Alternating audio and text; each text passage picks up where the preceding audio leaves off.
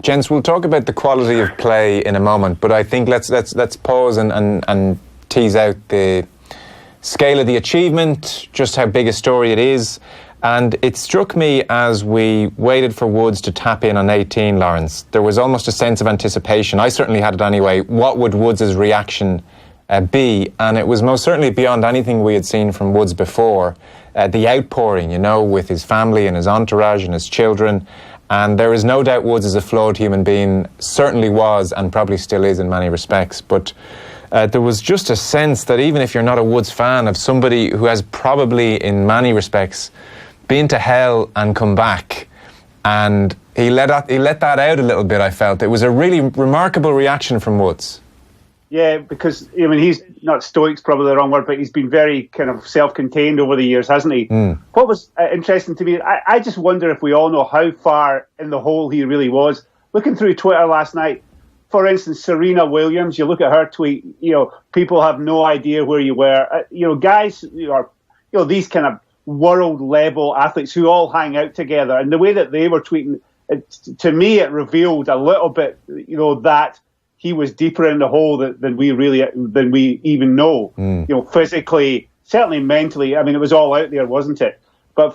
So I wonder if there was a touch of that. And nothing gets you like parenthood, does it? I mean, it's the be-all and end-all, and the idea of your kids watching it. And then his memory goes back to 97, his father. I mean, the full circle. I mean, he's human like the rest of us, but it was like nothing you'd ever seen before from him. It was really, and I'm not a Tiger Woods fan, but even I bought it, and it was the thing about Tiger. Sometimes you maybe think, well, he's not entirely authentic, in the way that he behaves in a public forum. Yeah. But that was just like a dad. Hey kids, look at this. Isn't this amazing? Look what I can do. Look what I've done in the past. It was phenomenal. It was brilliant. Yeah, they were iconic scenes at 18, Dermot. Yeah. There were.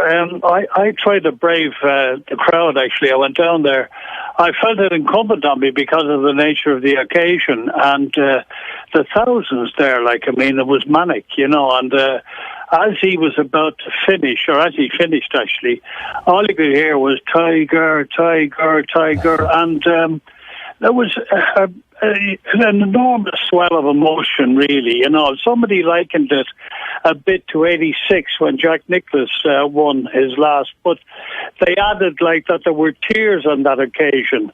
This didn't seem to be an occasion for tears. It seemed an occasion just to be joyous for the triumph of a human being, really, over adversity. I must admit, I was deeply moved by the whole thing.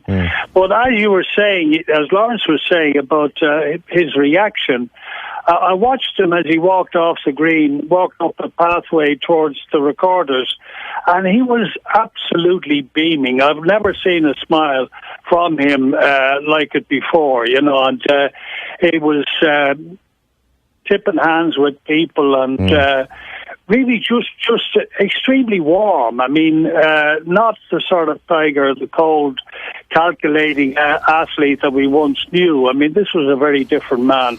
And the humanity of the whole thing really got me, I have to say.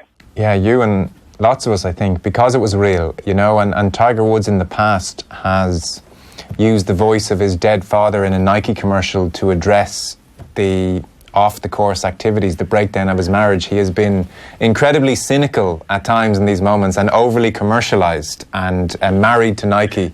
That's the most stable relationship in his life has probably been Nike along with his mother. And yet, Lawrence, it did feel real yesterday. Even as he walked off 18, I thought it's dawning on him what he's done. Like he's fist pumping almost there'd be a pause and it would hit him again, and he kind of almost a realization this is real. And then he saw the family, and then there was the walk off, and it was genuine and just so bloody unlikely. It's hard to overstate for casual sports fans who are vaguely aware that Tigers had back trouble here and there, just how unlikely this was. Yeah, what the word that struck me there, Dermot painted the picture of the humanity of the scene. Yet another layer to this incredibly complex character. Yeah. He's actually human after all. He's not a machine. But yeah, right. There's been some terrible marketing mistakes through the years. But yeah, if you think about it, I was going through it this morning. 2015, again, this is one for the golf nerds, but 2015 is at the Phoenix Open. Chipping like you and I, Joe. I mean, his game was completely gone. People were doing great features on the Golf Channel and on Sky Golf or whatever about his chipping yips. So there's that element to it. The back fusion. He's across the table from Faldo at the Champions Dinner, I think 2017. Yeah. I'm done. Yeah. He tells Faldo, I'm done. Yeah. So, I mean, there's a lot of stuff kicking around this morning about, poking fun at people who wrote Tiger Woods off, especially journalists. But you got to remember, Tiger Woods wrote Tiger Woods off. So there's that side to it as well. And then you have the scene at the Florida roadside at 3 a.m. in the morning, picked up, cocktail of drugs. I mean, those terrible, awful videos in the police containment cell. So there's all of that. And no wonder he kind of completely let himself go. And the way that he let himself go back in, in 2001 when he won the PGA Championship against Bob May in the playoff, the way he celebrated, and those were genuine kind of celebrations. But this one had that, as Dermot said, this had that human element to it. There was the good the great performance on the golf course, but there was this human drama aside. As I say, it's just another layer to this incredibly, epochal sporting figure. I mean, it really is. He's got it all. He's had 4 knee surgeries, Dermot. 3 back surgeries in the space of 19 months in the lead up to that Augusta Masters Champions Dinner in 2017, which Lawrence referenced. And then he flew out to London the day after, and the spinal fusion was ultimately about quality of life, it seems. It was about being able to play football with his daughter and be able to lift up his kids. And then there is the chipping yips. Padraig Harrington told a great story about that Phoenix event where the players in the locker room turned off the TV during it because, well, 1, I think they just didn't want it in their consciousness, but 2, it was just sad. It was pathetic. A bit like the DUI video. It was pathetic. And then to rebuild his game, to come back from, say, the chipping yips. The field is arguably, I think we'd all agree, stronger now than it was around 2000 when he was at his peak. He beat 2 of the form players, Dermot, in Molinari and Koepka in major terms, 2 of the form players in the world. He's 43 years old. I know you're a man who adores Ben Hogan. I think it beats Ben Hogan's comeback. Yeah, I don't think they're comparable, really, Joe. But I mean, I always felt from Carnoustie when he, went into the lead there and then lost it on the final holes.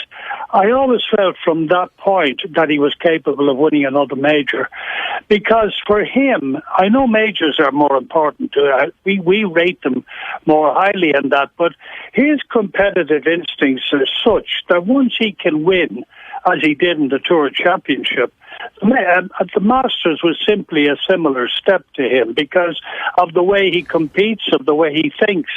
I mean, I thought the back 9 yesterday was an extraordinary exhibition of positive, really competitive thinking over a very difficult stretch of holes. I mean, I remember Tom Watson used to say that handling pressure, he said, is not just about holding your nerve. It's about proper decision making, and I think we saw that in spades in the playing of the 12th hole, which was, in my view, decisive. I don't think many people would argue that. Yeah. So of the final 2 groups, Poulter and Koepka and Finau and Molinari all went in, which is quite extraordinary. Yeah, well, I mean, the Tiger talked about it afterwards in his press conference, and this was something that Nicklaus always said about playing the 12th. The wind swirls there so dangerously that the safe shot is always a hard shot between the 2 bunkers left, the bunker front and back. And Tiger saw Molinari's shot go into the water. Molinari hit an 8-iron, but he tried, by his own admission, to take a piece off it, and he simply didn't hit it hard enough. But, I mean, Tiger was asked, were you influenced at all by what Molinari did? And he said he had a 9-iron in his hand, and he said he never thought of changing his mind. He went for his original strategy, which was a hard 9 between the 2 bunkers. At worst, he was going to be in either the front bunker or the back bunker. And at best, he was going to be on the green with 2 putts for a par, which is exactly what happened. That's the sort of thinking I believe that was decisive for him.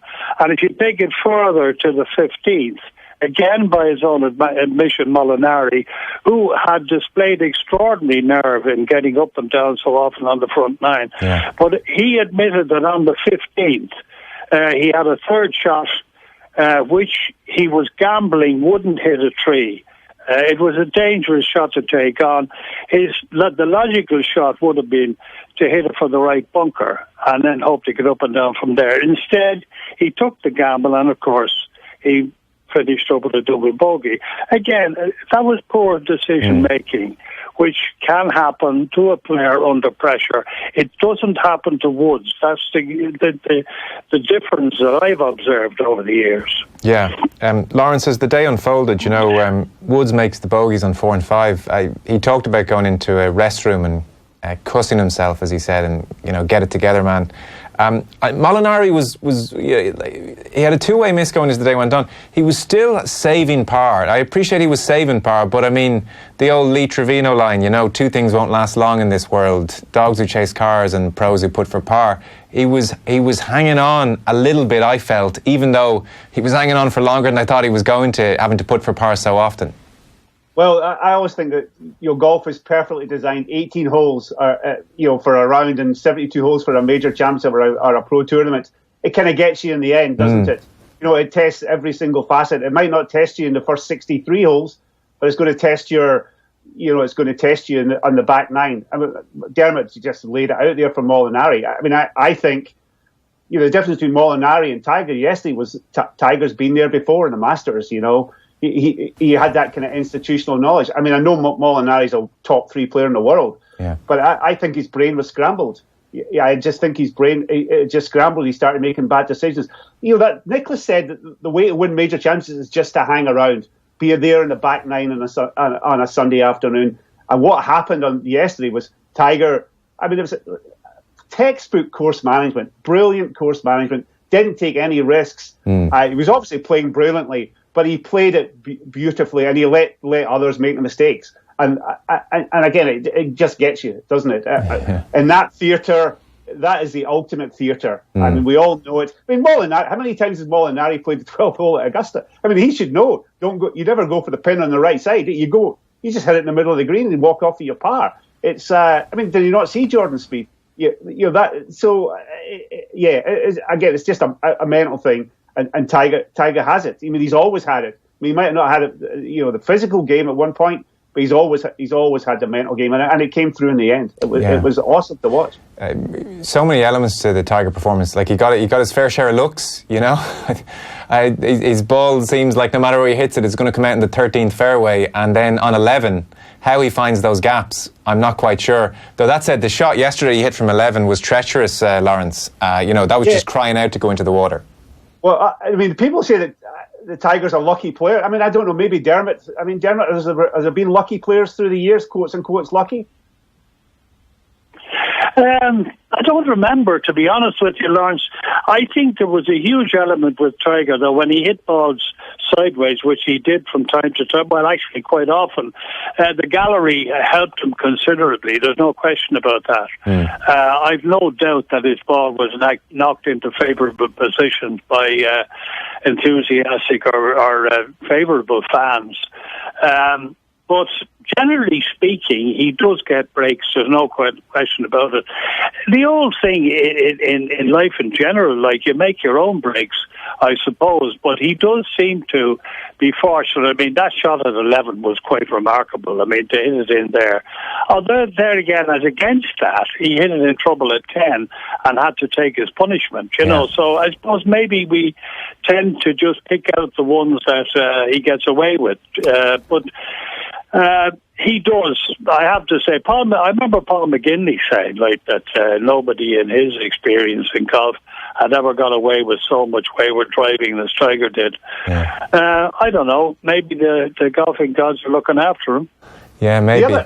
Go on, Lawrence. Say, the other thing is he's just brilliant at hitting escape shots. I mean, he just is. Yeah. If you go back, if you read his, when he was a kid playing down at the Navy Golf Course in Orange County when he's grown up. I mean, he talks about playing shots from behind trees and underneath trees and So he actually, he was practicing this stuff. They were all practicing this stuff, I guess, when they were kids, but he seemed to put a particular emphasis on it. It was all part of his development, and lo and behold, here we are 30 years later, and he's pulling it off at Augusta. Yeah. He is, he's kind of Sebi-esque in his ability to get out of trouble, isn't he? That's true, yeah.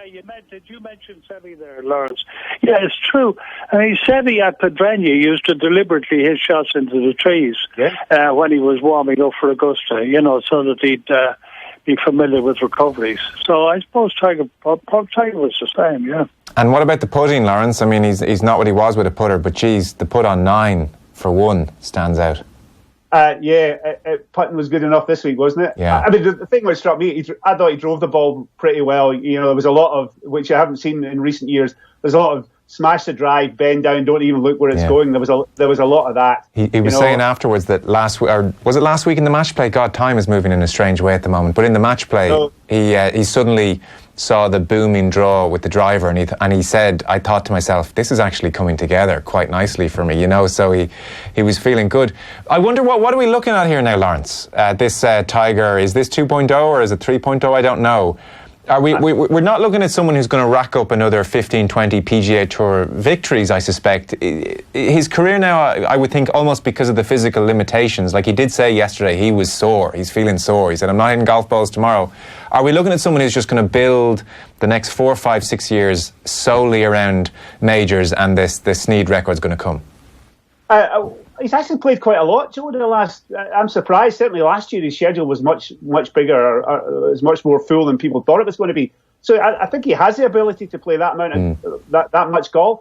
But you would have to think in terms the whole market and things going to kick in now. Yeah. Nike were already at it yesterday afternoon. It is all about the race to Jack, isn't it? Yeah. So I think the schedule will narrow back to what it was in the day. And it's all about these next 4 majors from now on, I think. Whether or not he gets here will be a very interesting question. I sure will. He was definitely shattered last year, and at the Ryder Cup he was a shell. I think he hadn't anticipated doing so well and winning the Tour Championship. Jack quipped Dermot that he's quaking in his boots. So what chance now for Woods? Picking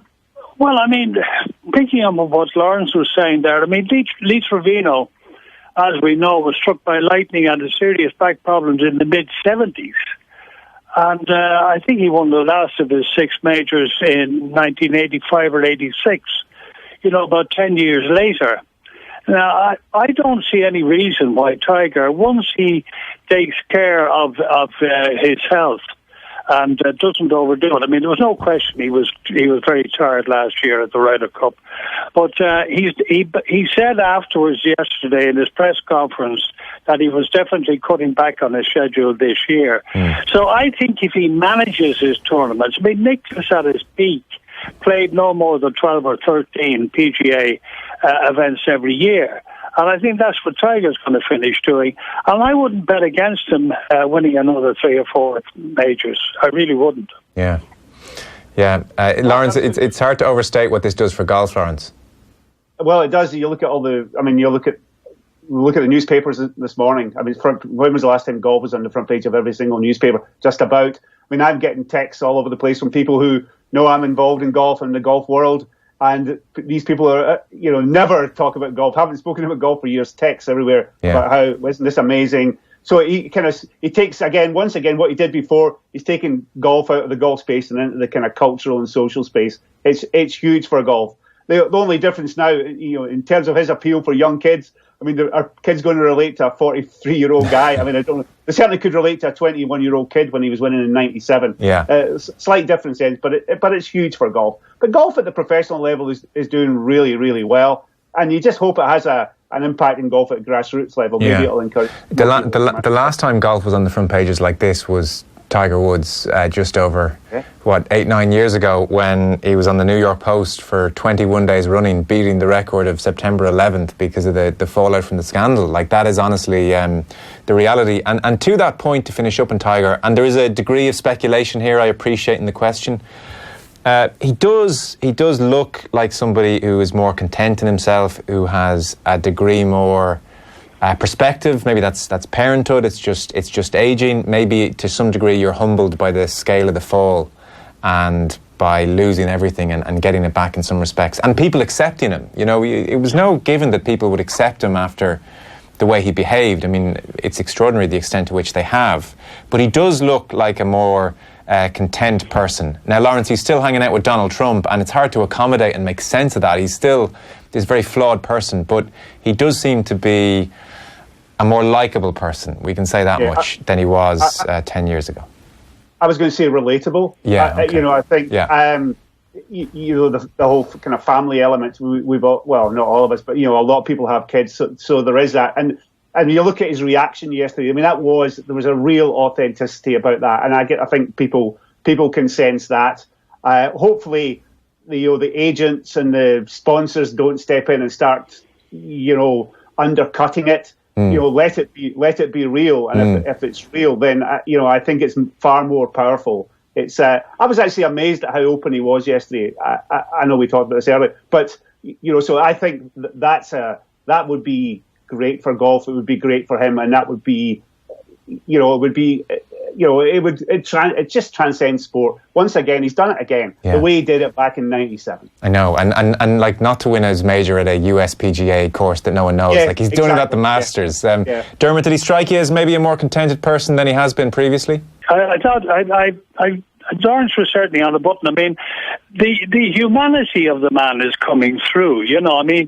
Having been through so much, he's clearly conscious of that and aware of that. And I don't know what God he prays to, but I suspect he is thanking some higher power for all that he's been given of late.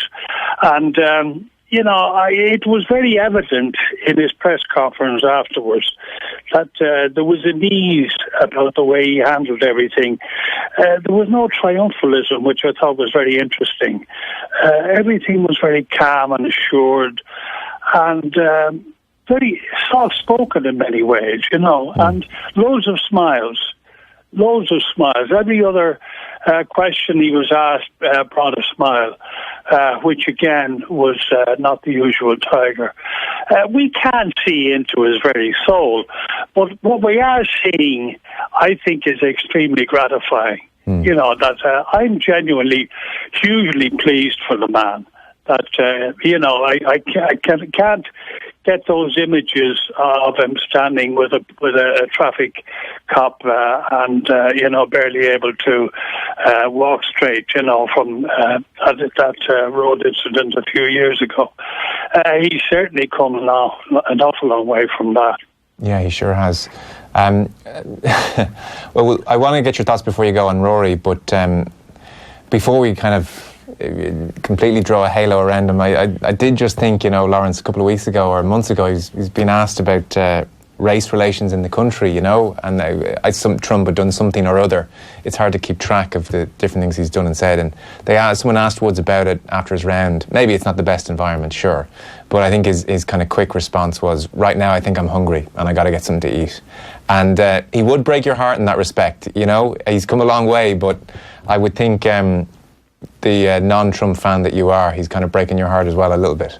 Yeah, right. He was never, despite what his father said, he was going to be as significant as Nelson Mandela and all that stuff. He proved pretty quickly when he started out that wasn't going to be the case, and he hasn't changed over the years. And there's no point in kind of crying over it now, I guess. No, that's well put. So before we go then, Lawrence, Rory. Well, I don't know. I'm lost for words, Joe. I mean, no, that's again. Who knows? I mean, he talked a great game. Maybe it was just one of those weeks. But you look at it. You look at this leaderboard, Joe. Every top player in the world was in at it, apart from Justin Rose and Rory McIlroy. I mean, Rose has had a very quiet start to the season. Rory has been in fantastic form. I mean, you have to say there can be no other reason other than just the pressure. Yeah, I think it's getting really. He's going to have to fool himself into winning one of these things, I think. Yeah, I'm starting to think he might have to win it on a Saturday and just blitz people like US Open style. Because then, Dermot, we watch him, it was almost inevitable he was going to shoot a 68 yesterday when the pressure was off. Well, well, I mean, that's, you know, you don't like to crow over these things, but I mean, what, he started with a 73, which left him 43rd, I think, you know, so he had a huge hill to climb from there, and Lawrence is right. The pressure of the career slam is clearly showing. I don't know what he needs to do to cope with this. All I do know is that if you talk about serious pressure to win, Tiger articulated it last Tuesday in his press conference. When he won in 2000, when he won the 3 successive major titles, he said he had 8 months to think about doing what became known as the Tiger Slam. Every time he went to a press conference, everybody brought up the Tiger Slam. How do you feel about doing the Tiger Slam? He had to live with that every week, virtually every week, for the following 8 months until he came to Augusta. He then had to see through what he reckoned was the only chance possibly in his entire life he was going to have to win 4 successive major championships. And he said, and I did it. Now, Rory, by comparison, I suppose reasonably he has at least another 10, 12 shots at this. And yet, he doesn't seem to be able to isolate it sufficiently to have a go, to see it through, and to take the monkey off his back. It's a pity, but that's the way it is at the moment anyway. Harrington made an intro, he put it in very good terms, I thought, on the BBC over the weekend. He said it's like Rory has a 2 or 3 shot lead from the first on Thursday, and there's that degree of tension in his game. I wonder, Lawrence, will he have to, you know, Tiger talks about when the need arises just squeezing out an ugly little fade down the fairway. You know, might Rory have to develop some kind of less brilliant B game at times? Like it's hard to know. We're looking in from afar, and he's just so brilliant, and he was so brilliant up until this week. You know, he knows best, but he's going to have to find a way to get through the Thursday and Friday of these things. Well, actually, I haven't seen a lot on this, but looking at him on Thursday, you know, in the first round, I thought technically he didn't look quite right. He seemed to me to be sort of setting up to the left. I mean, setting up left and almost hitting a little fade. I didn't see much of his ball flights, but he looked as if he was trying to work something, you know, something he didn't have it, and he was trying to get something that would just get him through the day, kind of thing. Right. But I mean, golf is like that, isn't it? It's so capricious. I mean, you've got it 1 minute and the next minute you don't. But I think you're right, Joe. He's going to have to backdoor one of these things. Or something like that, because clearly he cannot confront the pressure of it head on. So he's going to have to come up from round the back. He's either going to have to backdoor it, or he's going to have to absolutely annihilate the field in the first couple of days. But it's the Masters, and that just doesn't really happen normally. I know Tiger did it back in the day, but that you just can't run away with a Masters because people know the course too well. I mean, it's very hard to separate yourself. So it's going to be, as I say, he's going to have to, luck's the wrong one. He's going to have to luck one. And once he gets one, you would imagine he'd get 2 or 3 because it's the kind of golf course that, you know, that he should really be able to play very well. The other thing as well, it's only 29. There's plenty of time yet. Yeah. But but that's, what's that, 2014? We're looking at 4.5 years without a major. That's who would have said that back in 2014? No, it's true. And who would have said 11 years for Tiger? Dermot, we'll be reading your thoughts on the whole thing. Consider thoughts in the Sunday Independent this week. Thanks so much for joining us. Appreciate it. Right. Bye, Joe. Bye, Lawrence. All the best, Dermot. Care. What an honour to be on with you, Dermot. Brilliant. Oh, dear, oh, dear. Well done. Well said. Nicely. Thank you. Lawrence, thanks a mil. Great to have you with us as always. Appreciate it. All the best, Joe.